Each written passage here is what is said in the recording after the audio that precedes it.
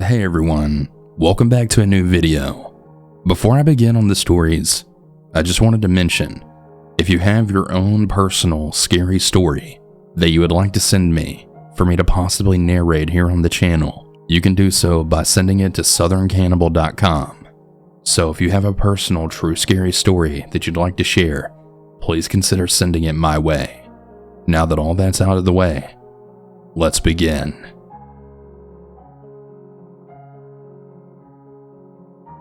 I live in one of the major cities in Europe, and I'm a 17-year-old girl. This happened to me last night at a 16-plus rave that I had went to with some of my friends.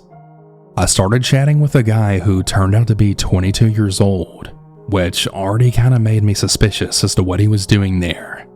But nothing too weird though. After learning that I was 17, he then told me that he really wanted to take me home with him, which I just brushed off to him being on drugs. He had actually offered me a line earlier, to which I declined. Not only because I had already taken 2/3 of an ecstasy pill, but also because he was a stranger. While doing some dancing, he had made a move on me, but I brushed him off.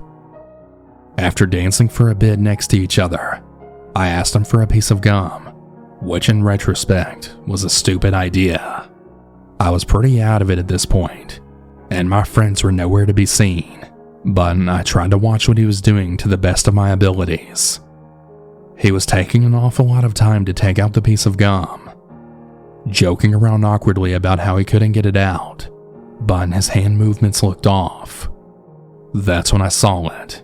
He had a powder on his finger, a baggie in his hand, and he crushed something in it.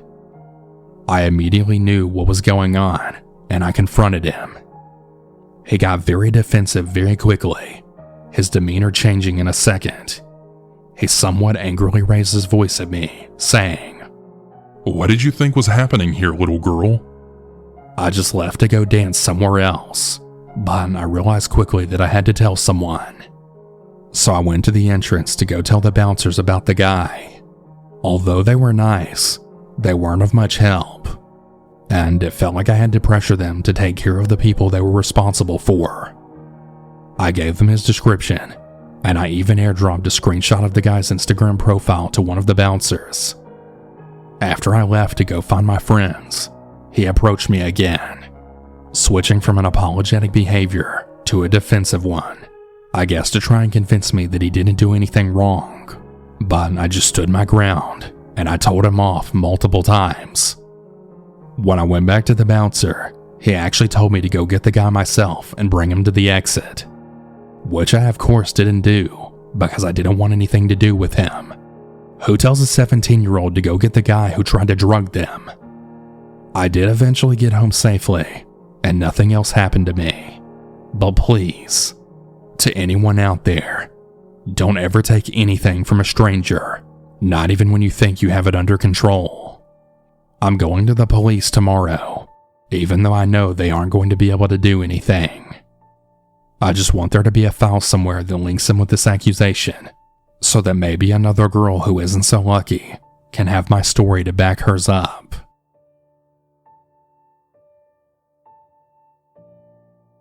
At the time this incident takes place, I was somewhere around an 18 to 19-year-old female. This was around the year 2000, pre-Uber or Lyft days. I had an extremely fun friend that was a girl from high school. Her name was Anna. Anna was the kind of friend you would laugh uncontrollably with, and quite often, we would end up in detention together. Well, one Saturday night, I decided to meet up with her. During the time of the event, I was single, but Anna was dating. Her boyfriend came with us on this night. We all hopped in her boyfriend's car, and we drove around a little bit, finally ending up at a bar/dance club. This all takes place in Chicago, and if you know the right people, you could simply get in. No fake ID required. I absolutely love to dance, so as soon as I got on, I owned the dance floor, and I then got immediately picked up by a guy. His name is Boris. Being a teen, I had very limited funds, However, I thought Boris was a gentleman, as he offered to buy me drinks the whole night. I believe he was 22 at the time, so the age difference wasn't huge. Boris was a big guy, like those strongman competitions big, bulky and huge biceps. This was attractive to me, and we started drinking and dancing together. Soon enough, this led to some kissing. After a couple hours had passed, Anna's boyfriend wanted to go home. He acted as if he was on a mission, walking fast. I watched him grab Anna and then pull her towards the exit door. I quickly ran after them and then followed as they were my ride home. Once they got into the car, I was yelling, "Hey, wait for me!" as I was crossing the busy street, Boris running after me. But when I reached their car, Anna's boyfriend purposely locked the car doors, then drove off. The car was literally right next to me 1 second ago, and now I'm watching the back of the car just driving off in slow motion. My stomach dropped, and I felt this sinking feeling. Here I was ditched, stranded with no car, and buzzed. My personal belief was they got into a big fight and didn't want to deal with driving me home. Anyways, Boris saw the whole thing, was polite, and he offered me a ride home. I had no choice. At the time, I never thought I could call my parents. They would kill me. So we went back inside the club, and Boris started getting more aggressive with the kissing. Every time I tried to talk, he would force his lips on me, basically telling me to be quiet, no talking. I wasn't teasing him or leading him on. It was just simply some kissing, no touching or grabbing. When I started feeling uncomfortable, I told him I wanted to go home. Boris was out with his friend, and Boris was the driver, meaning his buddy had to leave with us too. So all three of us got into the car. I was fine with it because Boris's friend was actually a lot nicer than Boris himself. We took off in his car, and I then saw Boris driving the wrong way. The car ride was a little long, almost like he was driving around in circles to spend more time with me. When we pulled up to a house that wasn't mine, I then asked what we were doing here. He said that we were dropping off his buddy, but was asked to help him carry him in. Boris's friend was also another big bulky guy. I know I wasn't much help, but his friend was pretty drunk, so it was mostly just Boris who helped him in. Once the door was opened, I saw that the house was completely empty and dark. Boris glanced at me, and he had the evil eye. The next thing he said was, "Why don't you come on in?" I sensed that if I went inside, he would get what he wanted, whether I wanted it or not. That's when I then started running in the opposite direction, away from the house, yelling, "No way!" Boris called me out, and he promised to take me home right away, and he seemed very serious, so I decided to get back in the car. I saw Boris dragging his buddy back to the car as well. Once driving, Boris said he needed to sober up his friend, and therefore we were all going to go get some food. At this point, it was about 3 to 4 in the morning. I realized Boris is stalling, and I'm starting to freak out. I had stopped all of his advances upon me a while ago, and I just wanted to go home. We then pulled up to a Taco Burrito King. When he parked the car, I had stared inside the restaurant's windows. I was relieved to see so many people in there. I had a plan in my head that I would simply get a ride from someone else. Once inside, I ran up to random people asking for a car ride home. But as I explained my situation, that I was trying to escape these guys, I realized quickly no one would say yes. All these people did was just glance at the two men I was with. As I mentioned before, they were big muscular guys, and a quick no followed afterwards. This is when I truly felt like I was in danger. No one was going to help me. I needed time to think, so I then told Boris I had to go to the ladies' restroom. Walking through the bathroom hallway, I saw an employees-only entrance. I pushed those doors open, and I stumbled upon the cooks and other workers. They then told me, "Hey, you can't be in here." Looking around real quick, I spotted the back employee's exit door, and I then booked it out of there. Once I got outside, I found myself standing upon the dumpsters. I had a plan to avoid the busy streets in case Boris was going to come for me. So I started running towards the backyards, that way I could hide. But as luck would have it, one of the guys that I pled my case to inside the restaurant that declined me earlier was then leaving, and he opened his passenger car door, yelling for me to get in. As soon as I got in, I slammed the car door shut, and he put the pedal to the metal. During the car ride, this good Samaritan wanted to know what happened that night. I explained everything that happened, and I could tell he felt bad for me. The ride didn't take long, maybe about 10 to 15 minutes, then I was safely home. I asked for his name, but my adrenaline rush was so high that I just wasn't able to absorb it at the time, and I can't recall. But oh my gosh, was I happy.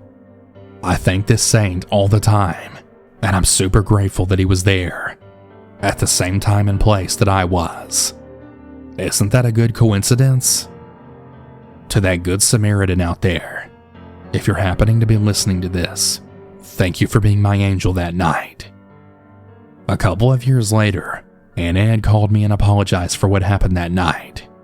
She said she was in some sort of STEM program for substance abuse, and that she needed to make these forgiveness phone calls.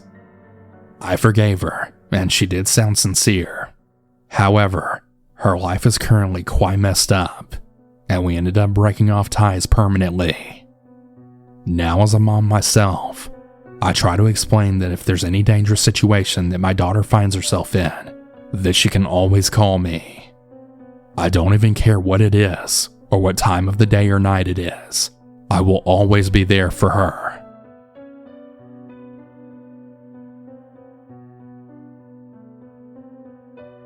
Hey everyone, apologies for the interruption, but I need to thank today's sponsor, Uncommon Goods. If you want to avoid boring, basic, and bland gifts this year, Uncommon Goods is your secret weapon. Uncommon Goods is here to make your holiday shopping stress-free by scouring the globe for the most remarkable and truly unique gifts for everyone on your list. Whether you're shopping for your Secret Santa or your entire family, Uncommon Goods knows exactly what they want. Here's a few of my favorite gifts that I found on their site. I personally like drinking coffee, and they have a couple of really cool coffee mugs. They've also got some silly games for your Secret Santa, so definitely consider checking out some of their items. I'd also like to add that whenever you shop at Uncommon Goods, you're supporting artists and small independent businesses. These fine products are often made in small batches, so shop now before they sell out this holiday season. From art and jewelry to kitchen, home and bar, Uncommon Goods has something for everyone. Not just the same lackluster gifts you can just find anywhere. To get 15% off your next gift, go to uncommongoods.com/cannibal. That's uncommongoods.com/cannibal for 15% off. Don't miss out on this limited time offer. Uncommon Goods. We're out of the ordinary.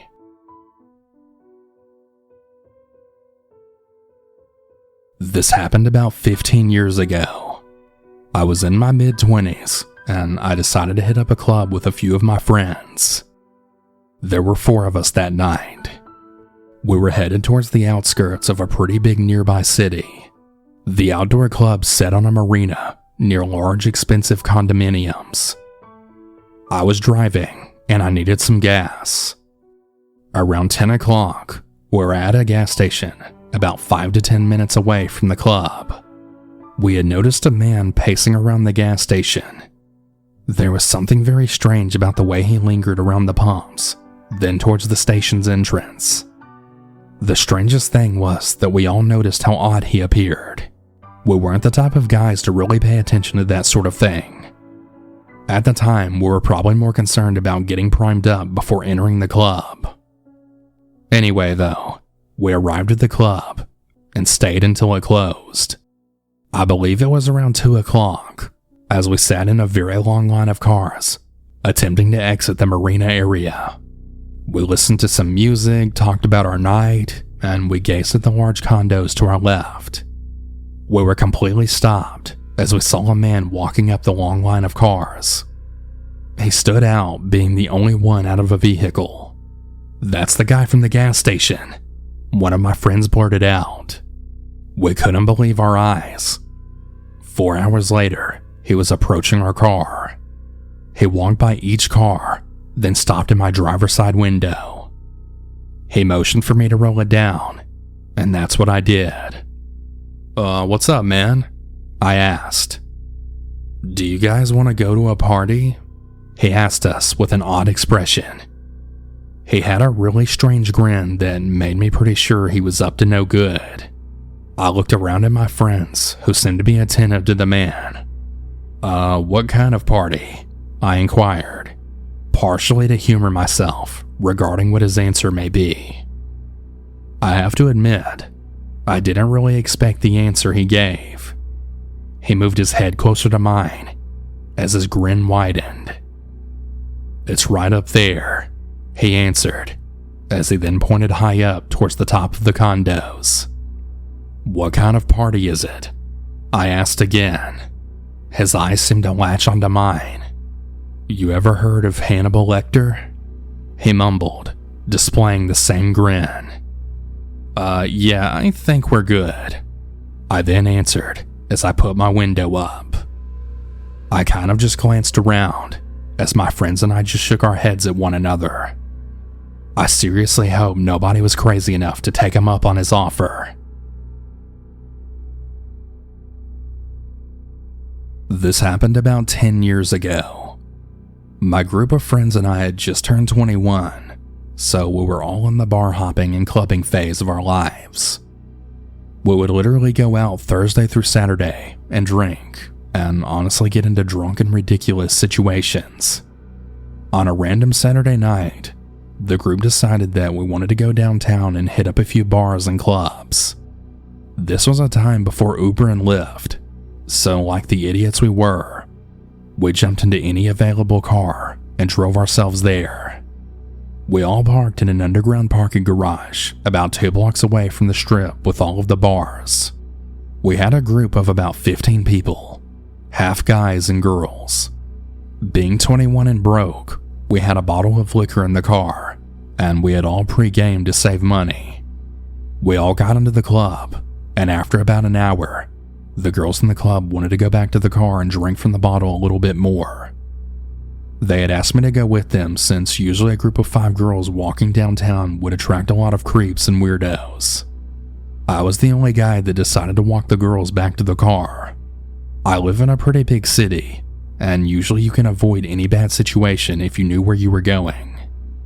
The one bad thing I always hated about going downtown is that every group of people who you usually don't see or run into also goes downtown to party. We finally got to the car with surprisingly no random hassle or some annoying drunk person bothering us on the way. We headed underground to where we parked. When we got to the car, all 5 of the girls jumped into the car, and I ended up the odd person out because there was no more room for me to sit. I decided I was going to stand outside the car and smoke a cigarette while all the girls drank. They started blasting the music and taking swigs of the bottle with the doors closed. While I was standing outside minding my business, I hear someone say, "Sup, homie? Where you from?" And if you know anything about street gangs, it doesn't mean they're asking you about what city you live in, but what gang you're in. When I finally looked up, my heart dropped. There were 5 Hispanic gangbangers walking towards me. I grew up around different gangs, so I immediately can tell if they were part of the Nortano street gang by all the red they were wearing. They all had a bottle of beer with them, and I could tell they were drunk. When the guy who was the obvious leader of the group got closer to me, he asked if I was a member of the Crip Street gang. It took me a second to realize why he had asked me this. I looked down, and I then realized I was wearing all blue. Literally a blue hat, a blue flannel, and blue shoes. I was honestly just trying to match my clothes, and my dumbass didn't realize that I had actually dressed myself like a gang member. At this point, I was panicking inside.